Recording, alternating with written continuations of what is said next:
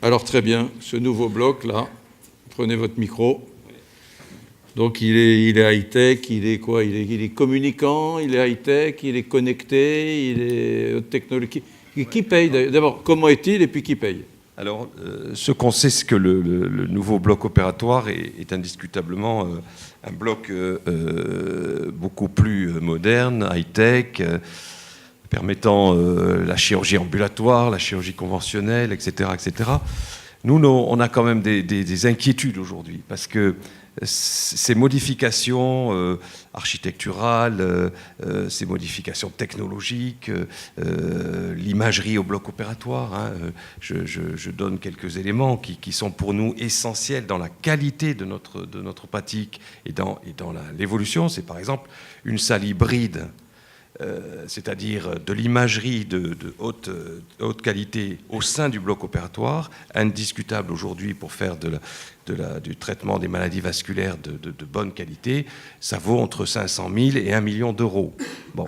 Et aujourd'hui, qu'est-ce qui vaut ce prix-là? Juste le dispositif? La salle hybride. Voilà. La salle hybride. Avoir une salle hybride, c'est entre 500 000 et 1 million d'euros.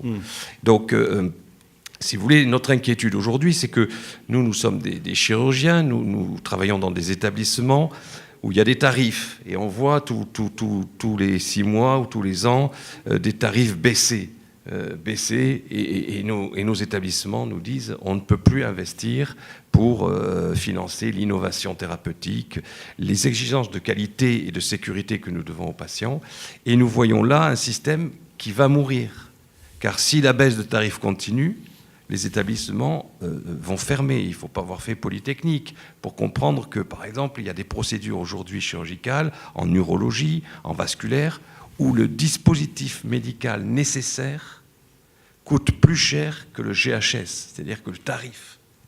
Comment voulez-vous qu'on fasse?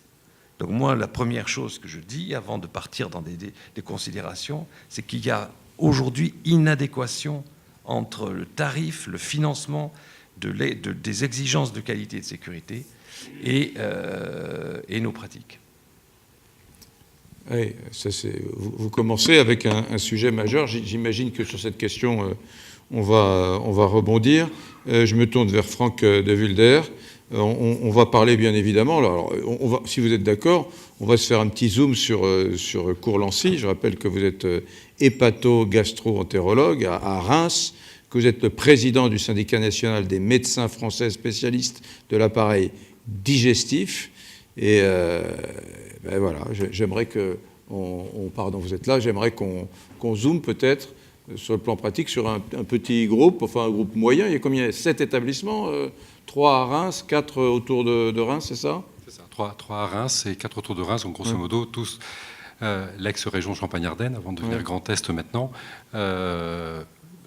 Dans l'établissement, dans les cliniques privées, est au sein de ce groupe qui a la particularité, contrairement à plus de 50% des établissements d'aujourd'hui, d'être parfaitement indépendant. Donc ce groupe appartient aux médecins qui sont actionnaires, qui ont fait le choix d'être actionnaires, qui ont fait le choix financier d'être actionnaires, puisqu'on est tous actionnaires sans obtenir le moindre dividende. Voilà, et vos responsabilités dans le groupe et puis syndicales m'amènent à vous poser la question à vous, qui n'êtes pas spécialement chirurgien d'ailleurs.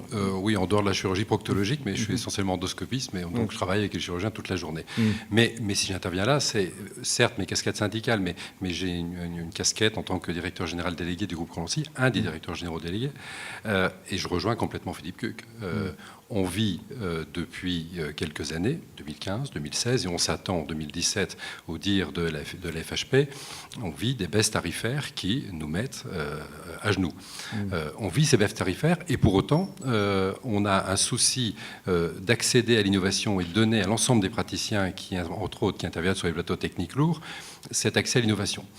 Est-ce à dire que dans beaucoup d'établissements de France, donc justement à cause de ça, on commence à avoir des blocs vieillissants, des équipements qui ne sont plus forcément à la hauteur, parce que les groupes rechignent un peu, renaclent un peu, dès lors que les chirurgiens disent faudrait investir. Très clairement, on parlait de l'accès à la chirurgie robotique. Il suffit de regarder quel est le nombre de robots, toute proportion gardée, entre la France et les États-Unis dont on parlait tout à l'heure. Et on voit bien qu'il y a une différence notable. Et la différence, elle est comment accéder à cette innovation. C'est vrai en chirurgie robotique, c'est vrai pour l'endoscopiste que je suis, c'est vrai pour toutes les spécialités qu'on pratique. C'est une évidence. Alors après... Il y a eu par exemple le Da Vinci il est arrivé plus tard en France que dans les autres pays d'Europe ou qu'aux États-Unis? On a été équipés un peu plus tard, nous, que les autres, que les voisins? Oui, pour des raisons financières. Alors après, tout le problème, c'est comment on finance. Et quand on est responsable d'un établissement, ce que je suis, comment on fait? Parce que est-ce qu'on se retourne vers l'assurance maladie ou l'État? On sait que c'est des financements différents, mais est-ce que c'est l'État-providence? On voit bien que non. On a tous, avec nos casquettes différentes, participé aux récentes négociations conventionnelles. Là, c'était les honoraires des médecins. Mais on a du mal et on n'y arrive pas.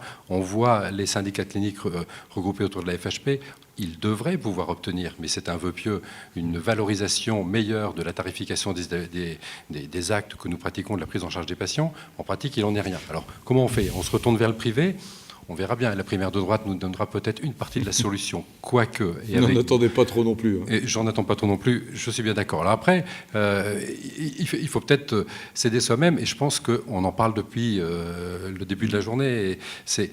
On a un métier qui va changer. Le choix qui était le nôtre à Colancy, après le virage ambulatoire qu'on a tous pris depuis des années, qu'on accentue. Et le gars santo que je suis, j'ai vu dans le secteur d'ambulatoire arriver les chirurgiens de plus en plus, et on pousse ça. Mais la RAC, donc la réadaptation rapide après chirurgie, c'est un enjeu. Alors je ne pense pas qu'il faille désimmuniser, mais on va progressivement déshospitaliser. Finalement, c'est un vœu pieux. Les hôtels patients, ça va devenir une nécessité, et pas seulement pour les patients qui vont venir se faire soigner en France venant de pays étrangers. C'est important, mais ça nécessite un gros travail. l'e-santé va jouer un rôle important, et c'est un travail qui va se faire avec la ville, avec les gens sur le terrain, évidemment nos confrères qui nous adressent des patients, mais également les paramédicaux. Restez avec nous. À côté de moi, le docteur Frédéric Saillant. Vous êtes orthopédiste, clinique Arago et hôpital Cochin. Et vous êtes assistant conseil cabinet Bronchet. Non, j'aimerais qu'on poursuive avant sur la question des fonds. Comment chercher des fonds? Alors, avant la question des fonds, je voudrais aller dans le sens de ce qui a été dit, notamment par Philippe Cuc. C'est vrai qu'on a... Je prends un exemple, il y a ce qu'on appelle l'OARM, qui est un scanner au bloc opératoire, et des amplificateurs 3D, qui sont des dispositifs très onéreux, c'est entre 500 000 € et 1 million d'euros, et qui sont très utiles dans la chirurgie vertébrale en particulier, ou dans la chirurgie tumorale, pour avoir un geste totalement sécurisé, vérifier la position des implants, par exemple, qu'on a posés en post-opératoire, immédiat, avant de réveiller le malade. Et ça, ce sont des dispositifs qu'on ne peut pas se payer. Moi, je travaille à l'hôpital Cochin et à la clinique Arago, et ni dans l'un ni dans l'autre, le problème est le même. On a les fonds pour financer ce type de dispositif. Ces appareils sont très souvent présents dans les blocs opératoires aux États-Unis ou au Québec. Moi, j'étais à Montréal et à Québec City il n'y a pas très longtemps. Dans les deux blocs que j'ai visités, il y a un OARM, et donc on a des problèmes de financement. Alors après, me poser la question de savoir comment financer. Je n'ai pas la réponse à la question. On n'a pas d'augmentation, de valorisation de la tarification. Donc nous, les médecins, on n'a pas les reins assez solides pour se payer ce matériel, c'est évident. Les cliniques nous disent qu'elles n'ont pas non plus les fonds pour les acheter, à moins de regrouper une dizaine de chirurgiens du rachis, par exemple, et de faire la preuve par A plus B qu'on va apporter en volume d'activité suffisamment de bénéfices supplémentaires à la clinique pour financer l'achat. Au passage, c'est une démarche qui est faite parfois par certains médecins qui sont dans l'obligation de démontrer qu'ils constituent collectivement un centre de profit. Voilà, c'est là que je rejoins ce qui a été dit tout à l'heure. On a parlé du médecin entrepreneur. Alors certes, on devient un peu des médecins entrepreneurs, mais c'est quand même pas notre métier. On n'a pas été formé à ça. Alors on veut bien faire des efforts, on veut bien essayer, mais soit il faut nous former quand on est interne ou chef de clinique, soit il faut qu'on ait une formation complémentaire, mais ça fait pas partie de notre ADN, pour le moment en tout cas, même si peut-être que les nouvelles générations vont un peu changer. Voilà. Après, troisième point, on a évoqué dans les discussions préalables de savoir si l'assureur pouvait nous non pas financer, mais nous aider à trouver des financements auprès de partenaires pour des innovations un peu chères, pour augmenter finalement la qualité des soins apportés à nos patients. On a beaucoup parlé d'argent. Je vais vous passer la parole tout de suite, de fonds, d'argent, de hausser le niveau des blocs. Philosophiquement, maintenant, oublions l'argent. Il est comment le nouveau bloc opératoire? Il est celui vers lequel on se dirige là dans les établissements de soins. On peut en dessiner le contour. Non, on a rapidement dit il est plus high-tech, etc. Bon, on peut être plus précis? Oui, on peut être plus précis. Aujourd'hui, par exemple, un patient sur deux est opéré en chirurgie ambulatoire en France. Donc, ce qui veut dire que demain, ce périmètre va encore augmenter et qu'à l'évidence, nous devons concevoir des centres de chirurgie ambulatoire. indépendant. C'est-à-dire qu'on va arriver avec des structures de chirurgie ambulatoire tout à fait adaptées. Or, aujourd'hui, beaucoup de blocs opératoires sont dits polyactivité, c'est-à-dire qu'on fait de la chirurgie ambulatoire et de la chirurgie conventionnelle hospitalisée. Donc indiscutablement, dans le fonctionnement, dans l'organisation du bloc opératoire, ça c'est un point fort. Le deuxième point fort, et c'est ce qu'on évoquait, c'est-à-dire l'impact des nouvelles technologies, que ce soit informatique, mais ça va jusqu'aux éclairages, jusqu'aux cialytiques, aux nouveaux process, jusqu'au traitement de l'air, etc., etc. Donc on est là dans des investissements lourds. Et c'est évident qu'avec des tarifs socialisés, remboursés par la sécurité sociale et qui baissent d'année en année, on va contre ça. Or, il faut quand même comprendre qu'aujourd'hui, on ouvre encore des hôpitaux en France avec 600 lits, hein, et des structures hyper lourdes qui vont contre l'évolution de la diminution de moyenne de séjour et de la chirurgie ambulatoire. Donc on est dans un paradoxe qui aujourd'hui pèse pour nos pratiques, parce qu'on voit un monde extrêmement compliqué qui ne prend pas toujours les bons chemins. Or, aujourd'hui, il faudrait créer 26 centres universitaires de chirurgie ambulatoire. Qui apprend la chirurgie ambulatoire aujourd'hui ? C'est le secteur privé qui est leader. Et donc, il faut, pour vraiment le changer de braquet, il faut vraiment se donner moyen. Or, les hôpitaux publics aujourd'hui sont frileux. Pourtant, Marisol Touraine en parle de l'ambulatoire. Oui, on a l'impression que tout l'avenir de la Sécu repose sur l'ambulatoire. Mais et les génériques. Le hospitalo-centré. Et donc voilà. Donc tous ces choix sont des choix importants. Et c'est vrai que j'espère que il y aura une autre politique de santé qui améliorera nos pratiques. Juste pour ajouter quelque chose Frédéric Saillant. Effectivement, on nous fait des déclarations, on nous demande de faire de l'ambulatoire, on nous demande de changer nos pratiques, mais en réalité, nous, dans le quotidien, on ne voit pas de moyens alloués pour faire cette mutation. Donc je ne vois pas comment on peut, nous, dans notre réorganisation, s'adapter à ça si on ne nous aide pas un petit peu. Pour revenir sur la formation des internes, j'ai une petite digression là-dessus. Je voudrais quand même préciser qu'on a réduit le nombre de CHU, on ferme des hôpitaux, donc on réduit un peu la taille des services. Les services d'orthopédie en particulier fusionnent les uns avec les autres, on voit ça un peu partout. Et les internes sont plus nombreux dans les services, ils ont moins de temps passé au bloc, il y a le repos de sécurité, et nous, en tant que chirurgiens seniors, on a moins le temps de s'occuper d'eux pour les former parce qu'ils sont trop nombreux et moins présents. Donc c'est juste pour rajouter un point, c'est que la formation des internes, c'est vrai que la qualité baisse et malheureusement c'est lié à cette politique de réduction de l'offre universitaire. Franck de Vulder. On ne va pas saluer la baisse tarifaire qu'on subit, mais c'est dans la difficulté qu'on est poussé à faire les réformes qu'on n'a pas fait hier. Ça paraît une appaïssade, mais on voit se développer dans nombre d'établissements des services d'entrée et d'accueil de patients. Moi, je suis allé visiter il n'y a pas longtemps à Lyon un centre d'orthopédie libérale. Et on s'en inspire sur Colancy parce qu'on est en train de l'ouvrir, on ne l'avait pas fait, alors que d'autres l'ont fait. Un service où le patient est accueilli dans un espace qui est relativement peu médicalisé avant d'aller directement au bloc, puis de ressortir en allant ou en ambulatoire et de ressortir, puis d'aller dans le service. C'est-à-dire l'entrée du patient la veille de son opération à 16h, où il va être opéré le lendemain, qu'à une heure plus ou moins tardive de la journée, ça a un coût très important. La gestion des blocs opératoires, c'est peut-être parfait ailleurs et c'est peut-être pas très bon chez nous à Colancy, certainement. Mais on a vu le temps d'occupation des blocs, le temps d'occupation des salles qu'on a complètement modifié depuis 1 an et demi, poussé par des raisons tarifaires. On ne les souhaitait pas, mais ça nous oblige à nous restructurer. Alors jusqu'où ? À force de baisser, on finira par couler pour de bon. On n'en est pas loin, mais pour l'instant, ça nous pousse à ces réformes. Questions, commentaires, témoignages ? Oui, là. Donc, 4e rang, mesdemoiselles. Non, mesdemoiselles pour les micros.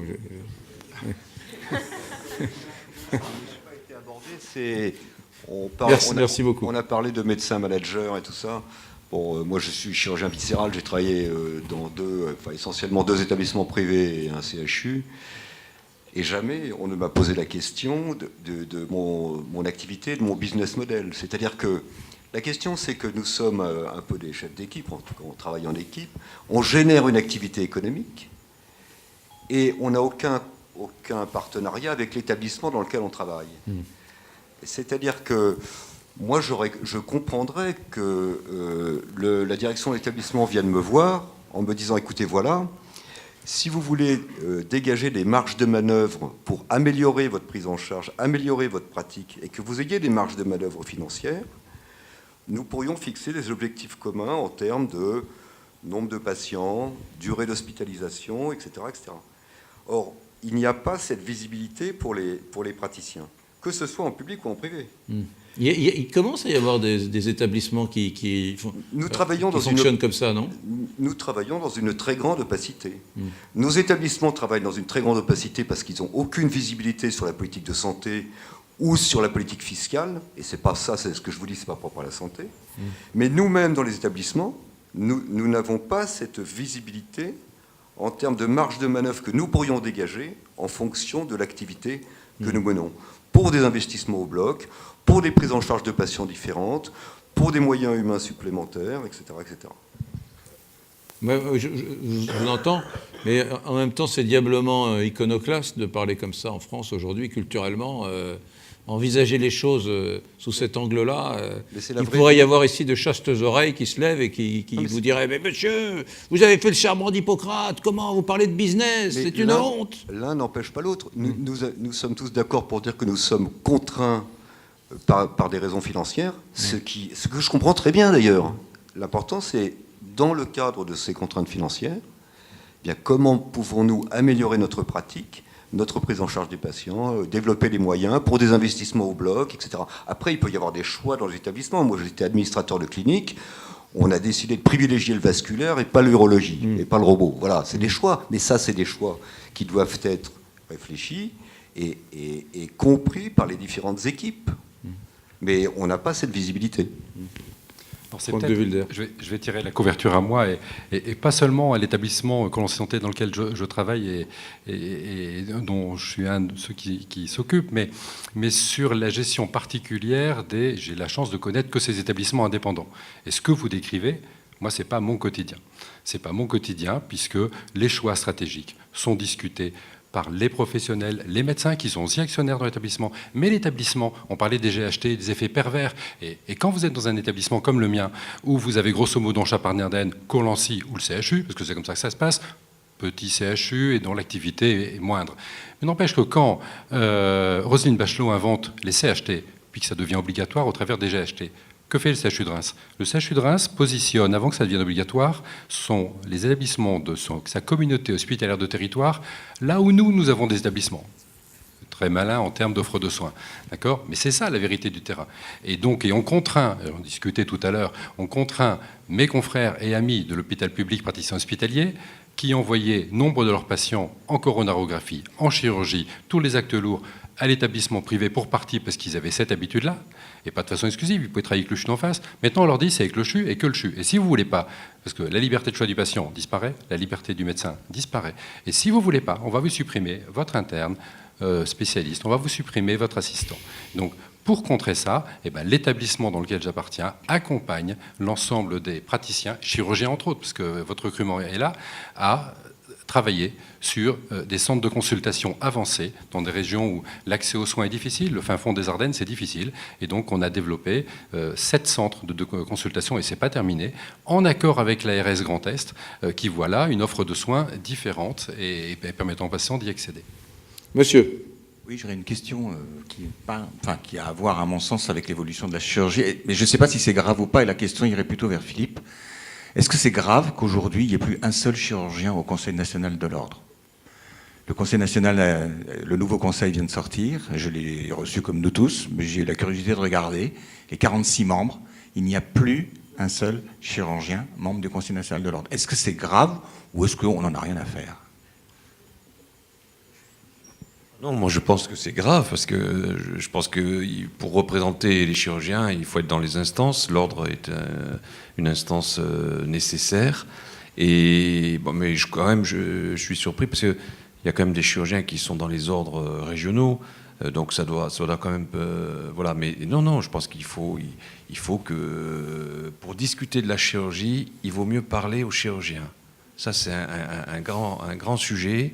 Hein, et de temps en temps, on a tendance à faire parler beaucoup de gens pour parler de la chirurgie qui ne sont jamais rentrés dans un bloc opératoire. Donc moi, j'ai toujours